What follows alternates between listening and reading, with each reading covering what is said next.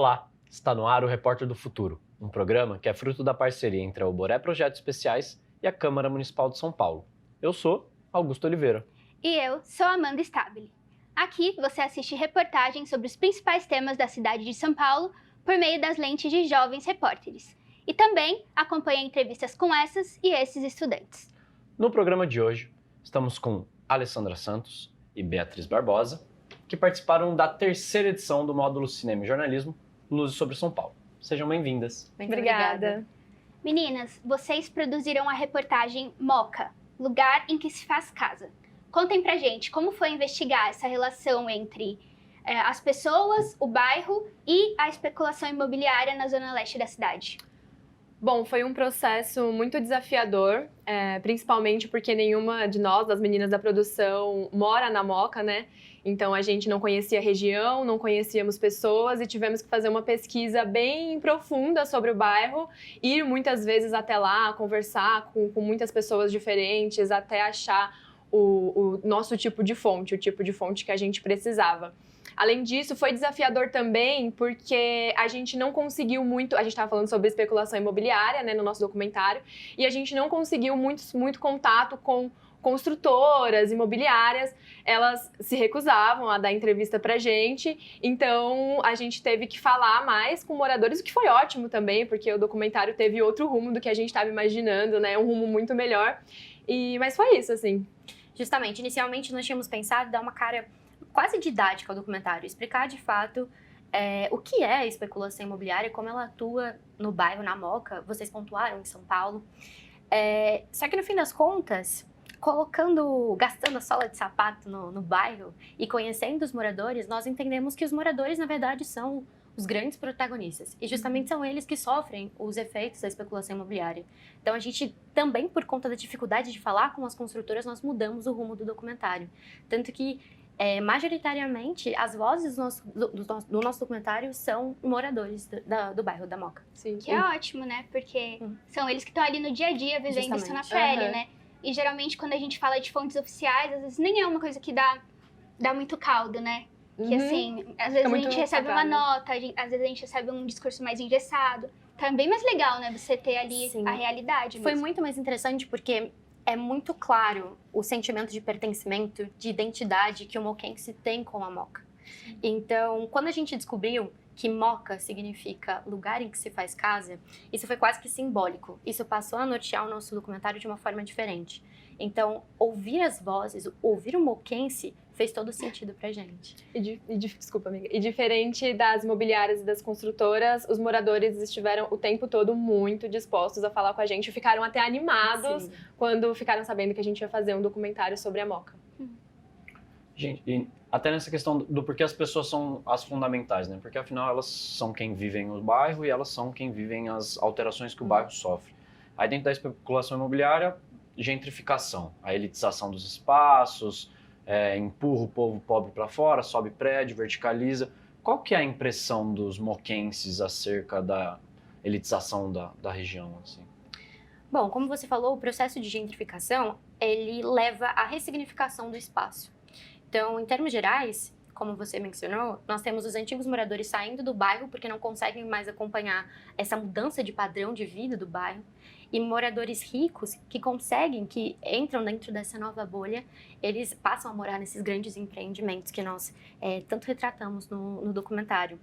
E a impressão é muito interessante que as moradoras, elas, embora reconhecessem o processo de modernização, sempre mencionaram a saudade da antiga Moca, como era divertido passear no bairro, e eles falam da italianada, né? Porque a Moca tem essa forte descendência dos italianos. Como era gostoso reunir a galera, as crianças, principalmente no Juventus, que também foi algo muito significativo, muito simbólico no nosso documentário. Então, o moquense, ele se sente quase que...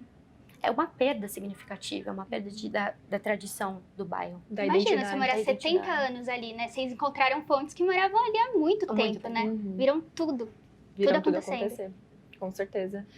Eles retratam o que sentem, que é como se tivessem tirado a memória deles, né? Porque estão colocando prédios em lugares que eles cresceram vendo, então são memórias afetivas mesmo, coisas que eles viveram ali com a família, e aí de repente não tem mais nada, tiram tudo que você conhece, parece que estão tirando o seu passado de você. Bom, a gente vai para um rápido intervalo e na volta a gente vai assistir Mooca, o lugar em que se faz casa. Voltamos já.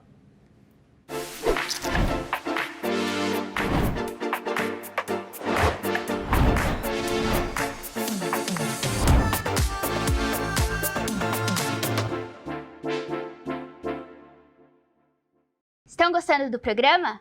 Se quiserem conferir outras edições, tem tudo no nosso canal do YouTube. youtube.com/Câmara São Paulo.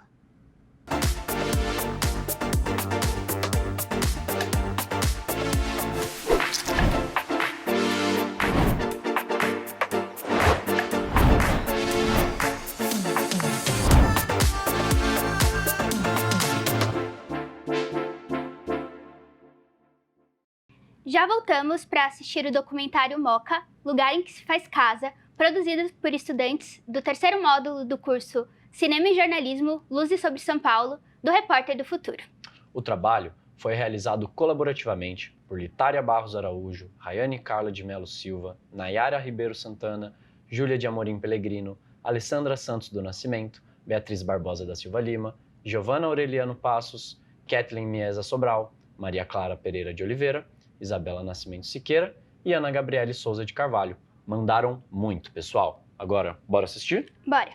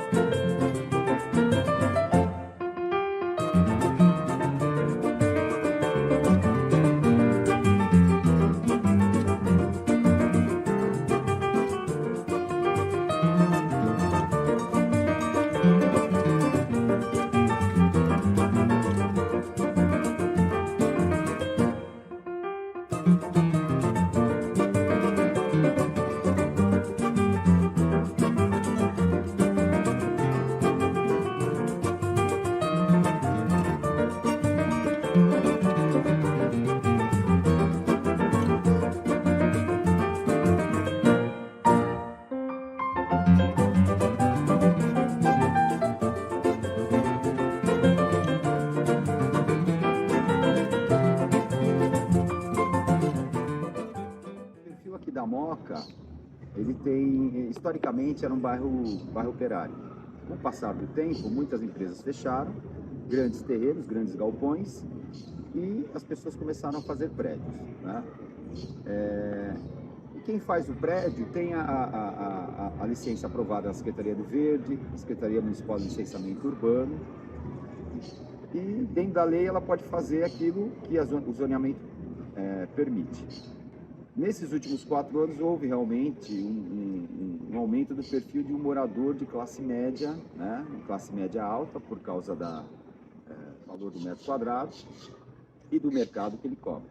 Não necessariamente a pessoa que está saindo aqui dessa casa, ela vai para o apartamento, né? Pode não acontecer isso por uma série de motivos. Então, o que aconteceu? Olha a contradição. Quanto mais se verticalizou essas áreas, mais saiu população, mais esses bairros perderam população. Então, até mais ou menos 2010, esses bairros eles só perderam população ao passo que eles construíram mais prédios. Isso aconteceu justamente por quê? Por causa desses recortes desiguais da sociedade. Então, saíram mais pessoas pobres, ficaram mais pessoas ricas, né? É esse que é o ponto. E claro que tem um recorte racial também, porque esses bairros eles foram embranquecendo nesse tempo, né? Conforme eles foram se valorizando, o mercado foi atuando mais neles, esses bairros foram embranquecendo. Veja, a especulação imobiliária, proprietários ou empreendedores imobiliários utilizarem o imobiliário como uma forma de valorização artificial das suas propriedades. Né? Por exemplo, quando um proprietário deixa um terreno vazio, ou deixa um imóvel vazio, na expectativa de uma valorização. Né? E muitas vezes também o que acontece é empreendimentos públicos, investimentos públicos, como o metrô, como a abertura de avenidas, como outros tipos de intervenção, de reforma, de renovação urbana, serem feitos de maneira a valorizar os imóveis com investimentos públicos e que acabam sendo apropriados individualmente pelos proprietários das terras ou empreendedores que estão naquela região. Isso é muito comum acontecer e muitas vezes aconteceu antes de se fazer a intervenção, certas corporações comprarem, né, grandes glebas de terra, né, muitos terrenos, áreas, e a partir daí, então, participarem, né, dessas intervenções que o poder público empreende com investimento público. Verticalização não tem nada a ver com condomínio fechado com piscina. Você pode ter verticalização, não necessariamente precisa ter verticalização, mas você pode ter verticalização e você não ter essa ideia de que você vai fazer um condomínio fechado, que é um condomínio clube, com piscina, com quadra de tênis, com um monte de equipamentos, que faz com que a pessoa fique confinada dentro daquele condomínio. A ideia exatamente de poder ter maior adensamento da cidade é um adensamento populacional articulado, inclusive, com o mais uso dos espaços públicos, que podem ser os clubes, podem ser as praças, os parques, as ruas abertas, né, as mais diferentes praças, os equipamentos culturais, né, públicos, né, as escolas, ou seja, a ideia de cidade que está por detrás do plano diretor é uma ideia, né, de você ter, vamos dizer assim, um lugar para morar, perto de onde você trabalha e perto de espaços públicos. Se tem verticalização em excesso, é a prova que o espaço está reduzido de moradia nesse sentido. Concorda comigo? Né? Então você começa a verticalizar e colocar todo mundo empoleirado. Porque você não tem mais os espaços, e justamente porque você tem uma grande concentração populacional. E isso vem acontecendo em vários pontos. Basta ver os conjuntos habitacionais de São Paulo, que são tidos como populares, nas suas localidades. Na Moca você não vai encontrar, no Tatuapé você não encontra também, mas você encontra a chamada cidade de Tiradentes, né? As tais coabs de Itaquera. Isso é bem nítido. Quando você pega em direção à Marginal Pinheiros, onde você tem o centro financeiro de São Paulo hoje, você tem toda uma estrutura com aqueles prédios suntuosos, maravilhosos, Universidade de Administração e tudo mais, que é IBMEC, enfim. Você olha para o outro lado, é antigo, o Rio está dividindo justamente a questão social. Do outro lado você tem um antigo projeto feito com a Prefeitura Antiga de São Paulo, chamado Singapura. Então você vê justamente, certo, como se fosse o rio, o abismo entre a questão do poder econômico e deixa, ó, o seu local é aqui, esse local é aqui. As periferias só ganharam população nesse tempo. E essa população está vindo de algum lugar. De onde que ela está vindo? Dos bairros centrais. A gentrificação, ela obrigatoriamente, ela está ligada à especulação imobiliária, não é? Porque a gentrificação, se você pegar a relação de um conceito básico, ela é a ressignificação de um local, de uma área, de um espaço, certo? As pessoas usam a palavra revitalização. Então, ressignificar, quer dizer, você vai retransformar, você vai revitalizar. E nisso tem atraído muito a questão da especulação imobiliária, que é justamente a postura da mudança de padrão de poder aquisitivo. Então, a especulação imobiliária está intimamente ligada a essa questão. E quais que são as consequências da gentrificação? Elas são várias, né? Se você pegar pelo lado da especulação imobiliária em si, você tem, no mínimo, a expulsão de um certo grupo social daquele espaço ao qual vai ser remodelado. Porque você tem um padrão X de comércio, de vida, enfim, de estrutura do espaço, e quando se aplica a gentrificação, você tem, nesse caso, essa mudança. Então, você atrai um outro tipo de padrão para aquilo que você está ressignificando o espaço. Mas a Moca, ela é um bairro muito interessante. Houve uma transformação assim, brutal, né? Hoje você tem a Moca, uma área, antiga área industrial, hoje uma área de serviços, né? Você tem universidades, você tem entretenimentos, condomínios que ia aparecer, então foi dado um outro padrão da região. Mas, assim, dentro da Moca, em seus cantos, você ainda tem alguma resistência de antigos moradores, de antigas construções. O pessoal que é aqui da Moca, antigo, é muito apaixonado. A gente vê pelas mídias que o pessoal, assim,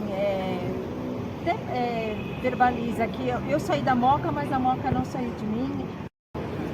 Eu moro há 70 anos na Moca, eu nasci na Moca, na Rua da Moca, na mesma casa. E você mora hoje em dia? Hoje eu continuo morando, eu nasci nessa residência e continuo morando. E a sua rotina ela é toda aqui na Moca, sua família? Sim. Minha família toda é da Moca. Meus 3 filhos, duas filhas e 3 netos, todas da Moca. Frequentado muito aqui, eu estou percebendo já há muito tempo que agora muitos prédios, muitos empreendimentos, faz parte do progresso, né? Não adianta a gente querer relutar, é um pouco triste, porque as casas, aquela tradição, as portas, onde a italianada ficava tudo na porta, conversando, isso tudo está se acabando, infelizmente. Mas faz parte do progresso, né? Então, nós temos que nos adaptar. Prédios, né? Eu, para ser sincera, eu não gosto muito, tá? Porque eu acho que a gente fica sem tomar um sol, sabe? Eu não gosto muito. A Moca lá embaixo, ela mudou muito. Mudou muito, não para o melhor, e sim para o pior. Lá para baixo está muito feita, infelizmente. A gente pode dizer, é uma via de, né? Uma via de dois sentidos. Vai se perdendo as tradições antigas do povo, mas vai se modernizando, né? Modernizando, trazendo, a gente pode dizer, não coisas tão boas, mas a progresso, né? Progresso, chegando, tirando o que a gente tinha de cultura, de tradição e chegando um novo, vamos dizer assim. E o local onde eu morava caiu metade do quarteirão por causa agora de novos empreendimentos, né? E a gente está sabendo que vem outra linha do metrô, não sei qual a cor, não sei quanto tempo ainda vai demorar para chegar. E a gente está sentindo que está mudando muito, valorizando, né? Mas perdendo a cultura, assim, cultura no sentido de tradição, né? Tradição que tinha aqui no bairro. Não sei quanto a qualidade, né? Assim, de vida para as pessoas, o que vai causar, isso o tempo que vai dizer, entendeu? Lá na frente a gente vai ver se a gente está ganhando ou se a gente está perdendo.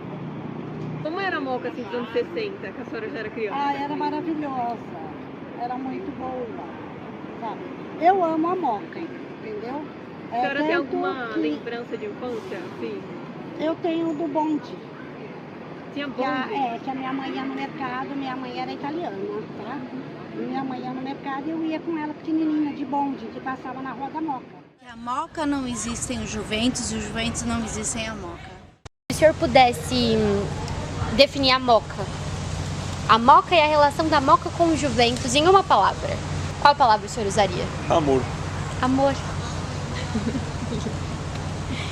E o que o Juventus representa para o bairro, para a tradição, para os moradores antigos, para os moradores que descendem dessa geração que viveu o Juventus e que viveu os tempos de Moca residencial, sem esses empreendimentos?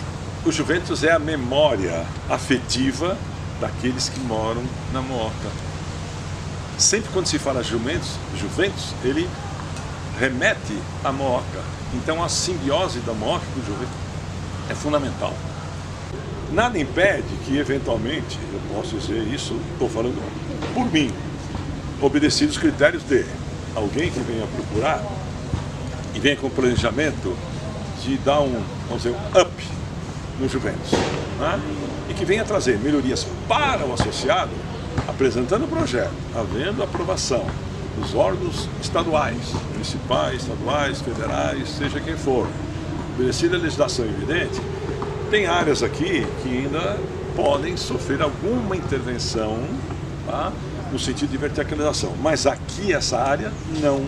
Porque essa área é uma área nobre e há uma resistência até social, uma resistência social, eu digo, disso aqui se transformar uma verticalização. Isso não cabe na ideia. O Moquense declara a outra revolução, a de 24, 32, eles fazem uma revolução e se separa do Estado e do Brasil e não deixa ninguém ocupar aqui. Não que seja bairrismo, é que aqui resta uma área verde muito forte e que tem que ser preservada. Meu pai é o jumentino nato, a minha família inteira se perguntam pra gente, que time torce? Somos Juventus. Não tem outro. A minha infância eu lembro muito bem, o clube lotadíssimo, não tinha lugar nem espaço para nada e não tinha prédios com piscina. Então foi uma infância maravilhosa. Nossa, a gente tinha tantos amigos. Eram dia de semana, fim de semana, a gente vinha para o clube, conhecia pessoas e fazia amigos. E era isso. Eu tô em casa. O clube é minha casa, a Javari é minha casa, a Moca é minha casa, porque minha família construiu uma vida inteira aqui, desde 1900 e tanto. A gente sempre morou aqui e é a minha vida. Eu não sei morar em outro lugar.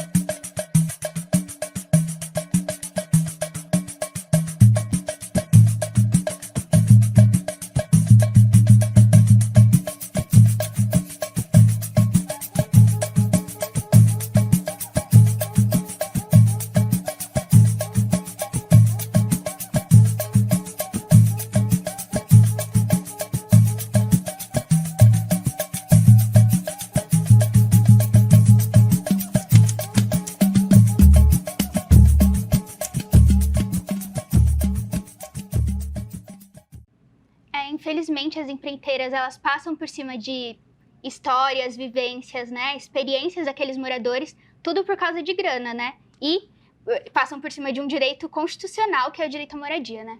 Eu acho que uma coisa que vocês trazem muito bem é humanizar a questão da moradia, como vocês trouxeram os personagens, as pessoas que moram nesses bairros, né? Parabéns pelo documentário, pessoal. Bom, agora a gente vai para um rápido intervalo e na volta a gente vai entrevistar outras jovens jornalistas que contribuíram para essa obra. Fica com a gente.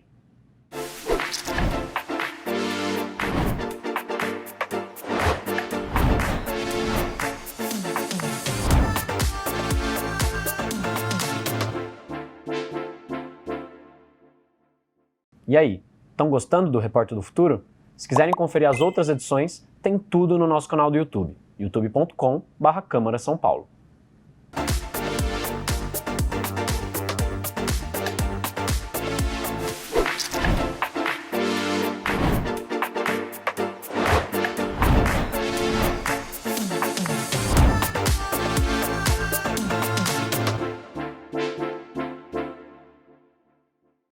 O Repórter do Futuro está de volta, agora conversando com Ana Carvalho e Kathleen Mieza, estudantes da terceira edição do módulo Cinema e Jornalismo, Luzes sobre São Paulo. Sejam muito bem-vindas, meninas. Obrigada.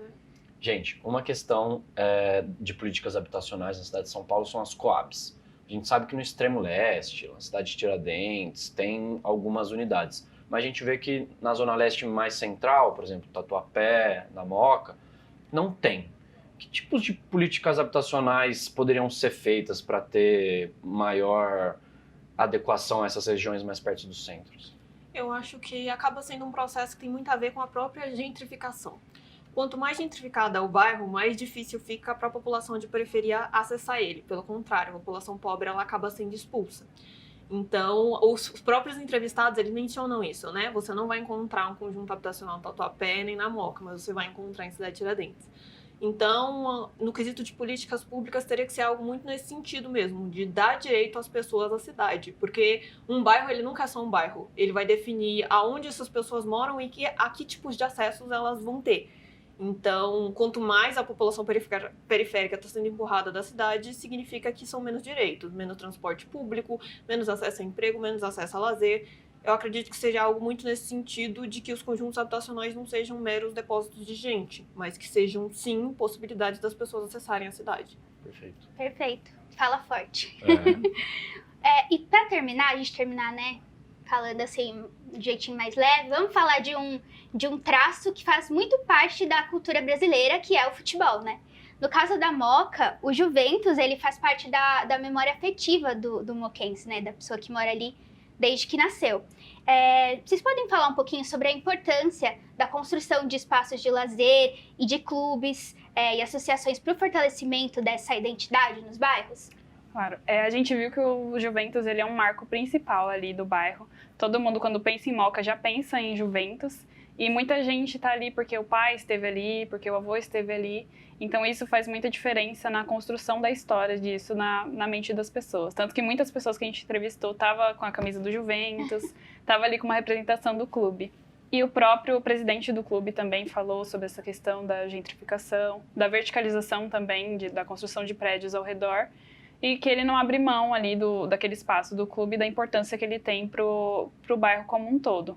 Eu acho que essas questões culturais, essas questões do esporte também, assim como as baianas também da escola de samba, eu acho que elas ajudam a construir essa memória e não deixar se apagar, mesmo com tudo que está acontecendo em volta do bairro.